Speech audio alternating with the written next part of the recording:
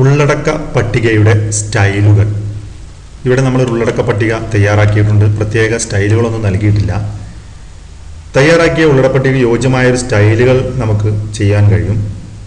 ഒരു ഉള്ളടക്ക പട്ടിക തയ്യാറാക്കുമ്പോൾ കമ്പ്യൂട്ടർ അതിലെ ശീർഷകങ്ങൾക്കും ഉപശീർഷകങ്ങൾക്കും എല്ലാം ചില സ്റ്റൈലുകൾ നൽകുകയാണ് സോഫ്റ്റ്വെയർ സാധാരണയായി ചെയ്യുക. ഈ സ്റ്റൈലുകൾ ഏതെല്ലാം എന്ന് കണ്ടെത്തി മാറ്റങ്ങൾ വരുത്തുകയാണെങ്കിൽ നമുക്കിത് ഭംഗിയുള്ളതാക്കാം.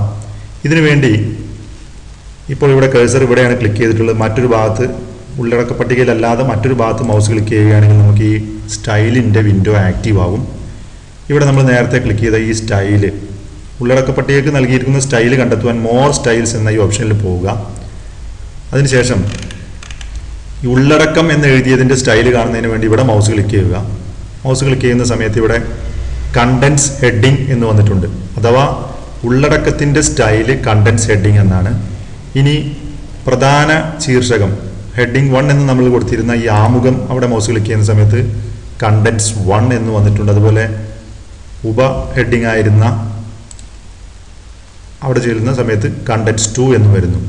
അഥവാ ഈ ഉള്ളടക്ക പട്ടികയിലെ ഓരോ വരികൾക്കും കമ്പ്യൂട്ടർ ഓരോ സ്റ്റൈൽ നൽകിയിട്ടുണ്ട്. ആ സ്റ്റൈൽ മാറ്റം വരുത്തുകയാണെങ്കിൽ നമുക്ക് ഈ ഉള്ളടക്ക പട്ടിക വളരെ ഭംഗിയുള്ളതാക്കാം. ഉദാഹരണത്തിന് ഈ ഉള്ളടക്കം എന്ന് എഴുതിയത് എങ്ങനെ മാറ്റാം? ഉള്ളടക്കം എന്നതിൽ ഇവിടെ മൗസ് ക്ലിക്ക് ചെയ്തു. നമുക്കറിയാം കണ്ടൻസ് ഹെഡിങ് എന്നത് മോഡിഫൈ ചെയ്യണമെങ്കിൽ ഇവിടെ മൗസ് റൈറ്റ് ക്ലിക്ക് ചെയ്ത് മോഡിഫൈ ക്ലിക്ക് ചെയ്യുക. എന്തെല്ലാം മാറ്റങ്ങൾ വരുത്തണമെന്ന് നിങ്ങൾ മുമ്പ് പഠിച്ചതാണ്. ചെറിയ ഒരു മാറ്റം, ഫോണ്ട് എഫക്ട്സ് എന്നതിൽ ഇതിൻ്റെ നിറം ഒന്ന് മാറ്റുകയാണ്. റെഡ് 5 എന്ന നിറം നൽകി അപ്ലൈ ചെയ്യുകയാണെങ്കിൽ ഇതിൻ്റെ നിറം നമുക്ക് ഇവിടെ ചുവന്ന കളറായി മാറിയത് കാണാം. അതുപോലെ ആമുഖം എന്ന ഈ വിഭാഗം കണ്ടൻസ് 1 എന്ന സ്റ്റൈലാണുള്ളത്. കണ്ടൻസ് 1 എന്നതിൻ്റെ സ്റ്റൈൽ മാറ്റുന്നതിന് വേണ്ടി മൗസ് റൈറ്റ് ക്ലിക്ക് ചെയ്ത് മോഡിഫൈ ക്ലിക്ക് ചെയ്യുക. മോഡിഫൈ ക്ലിക്ക് ചെയ്ത് ഇവിടെയും ഞാൻ ഇതിൻ്റെ നിറം മാത്രമാണ് മാറ്റുന്നത്. ഇതിനൊരു നീല നിറം ബ്ലൂ 4 അല്ലെങ്കിൽ ബ്ലൂ 5 നൽകുകയാണ്. അത് അപ്ലൈ ചെയ്യുകയാണെങ്കിൽ അത് നമുക്കിവിടെ കാണാം. അഥവാ കണ്ടൻസ് 1 എന്ന സ്റ്റൈൽ ഇവിടെ നൽകിയിട്ടുള്ളത് പ്രധാന ഹെഡിങ്ങുകൾക്കാണ്. പ്രധാന അധ്യായങ്ങൾ, ആമുഖം, അക്കാദമിക പ്രവർത്തനങ്ങൾ, 100 മേനിക്കുള്ള നിലമൊരുക്കൽ, സാമൂഹിക പ്രവർത്തനങ്ങൾ തുടങ്ങിയ പ്രധാന അധ്യായങ്ങൾക്കാണ് ഈ നിറം വന്നിട്ടുള്ളത്.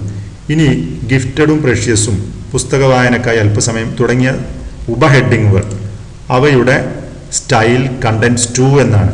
ഇത് മാറ്റം വരുന്നതിന് വേണ്ടി കണ്ടൻസ് 2-ൽ മൗസ് റൈറ്റ് ക്ലിക്ക് ചെയ്ത് മോഡിഫൈ ചെയ്യുക. കളർ മാത്രം മാറ്റുക. ഉദാഹരണത്തിന് കളർ ഗ്രീൻ 5 എന്ന് നൽകി അപ്ലൈ ഓക്കെ എന്ന് ചെയ്യുന്നതോടുകൂടി ഈ ഉള്ളടക്ക പട്ടികയുടെ സ്റ്റൈലാകെ മാറിയിട്ടുണ്ട്, നിറങ്ങൾ മാറിയിട്ടുണ്ട്, ഇതിൻ്റെ ഫോണ്ട് തുടങ്ങിയ കാര്യങ്ങളെല്ലാം നമുക്കിവിടെ മാറ്റം വരുത്താൻ കഴിയും.